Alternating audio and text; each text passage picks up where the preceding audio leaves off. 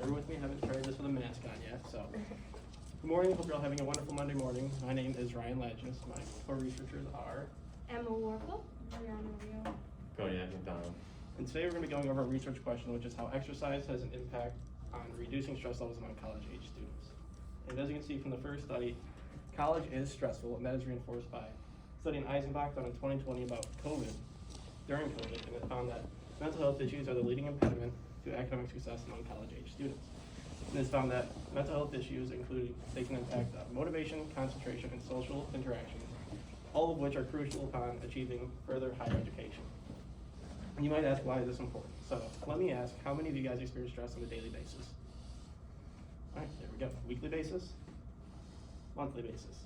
All hands should probably be in the air. And this is because from a study done by the American Institute of Stress and the Anxiety Depression Association of America in 2019, a year before COVID, a year before mental health issues were the leading impediment to academic success, they found that 8 out of 10 college students experience stress-related symptoms frequently. And 45% of those students find that it's so detrimental that they have to seek help. So I'll pass it on to Emma, who will go more into our study. So obviously college is stressful, we just established that. So what do you do to help? What can we do? Well, it's been found, researchers have found that exercise is a way to reduce stress. But we want to figure out, okay, well, do college students take advantage of that opportunity? And if they do, how? What's most effective? So that's what our research is based on for this class. The main variables we're taking a look at are, of course, stress. We want to know, how stressed are you? What symptoms of stress do you experience? And then the variables of exercise that we'll be looking at are frequency. How often do you exercise? How long are you exercising for? The type of exercise you're doing. Are you running? Are you using the rock climbing wall? And then also the location of your exercise. Is it inside or outside? A lot of that will depend on the type of exercise you're doing. But we want to see, these opportunities are available for you. Are you using them, and are they reducing your stress? I will hand it over now to Kodiak to talk about our first one. So our dependent variable is stress. And some indicators for stress are headaches, anxiety, irritability, stuff like that. Because it's hard to gauge a person's stress by just saying how stressed you are. You have to have these certain indicators. So everyone has stress, obviously, especially college students. So a lot of stressors for college students are coursework, jobs, social life. We all have these experiences. Like you have to get your homework done to go hang out with friends, or if you do the reverse, you get stressed about homework. So I'll pass it on to Mariana.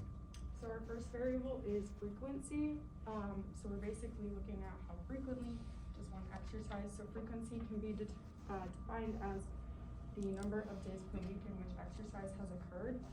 And so basically we're looking at the more frequently an individual exercises, the less stress that they will have.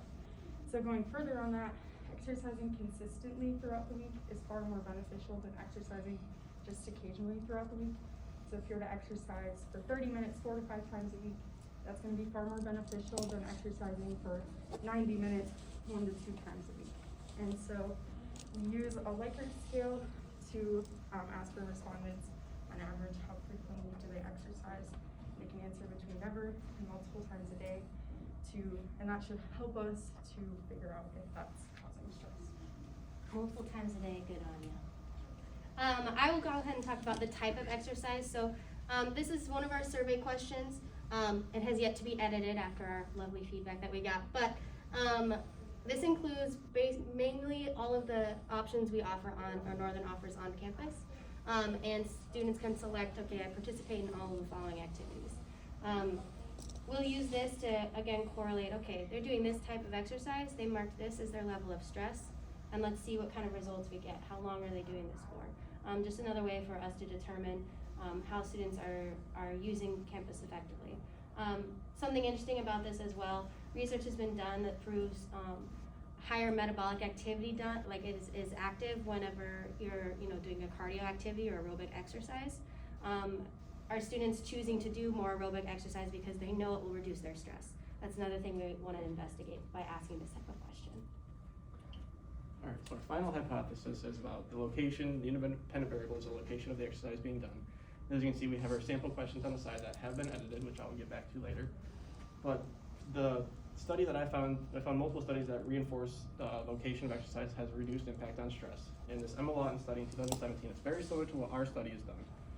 However, they used more activities such as horseback riding, even fishing, so more conservative activities. And they found that regardless of the exercise being done, nature was the main constant that I found that can reduce potential long-term harmful effects of stress among students. And it was found to reinforce the need for the neither later in the study that no matter what happened, everybody is different, everybody has previous experiences, so everybody's experiences can impact how they act daily. So this might impact how you want to exercise outside, hence why we had to add neither into our sample question. This leads into how a proportion of greenery in its 2014 study has been found to have a positive impact on mental well-being, can have increased happiness, reduced mental distress, and reduced stress in general. So for example, if you're living in the dorms and you're looking outside one part of the building and you're looking at another dorm building, you might have raised stress levels because you might be looking at maybe a flower bed or a dumpster compared to if you look out this side of the building.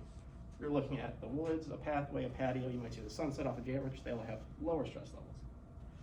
And this feeds into our third study that is done across 3 continents, all with college students, and it was done in Japan, United States, and Sweden.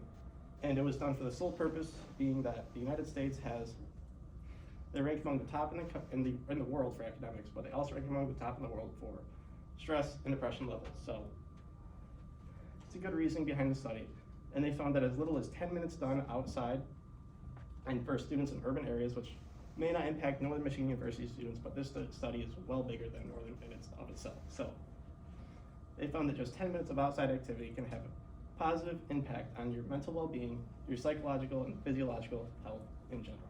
So now passing to Kodiak for our sample plan. So our sample plan is we're going to try to recruit 500 students, but we will settle with 300 Northern students.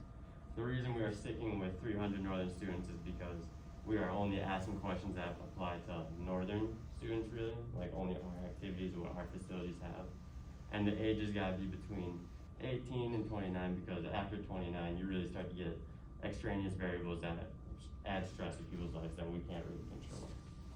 So our sample method is going to be a chain referral or a snowball through email, text, and word of mouth, hopefully if you guys spread it like us. And we're just going to use selected random sample and just try to flood everyone with our survey.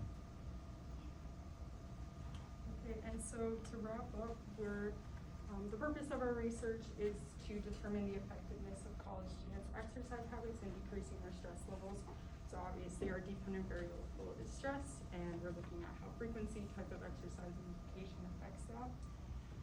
And we hope to provide recommendations on the best practices for exercise habits in reducing college student stress, as well as suggestions for exercise supplementation to medicated stress reduction. So as stated in the beginning, 8 out of 10 college students experience stress on a weekly basis, and with COVID, this problem is growing and will continue to grow unless addressed, so that college students can create good habits now that will benefit them now and in the future. Thank you.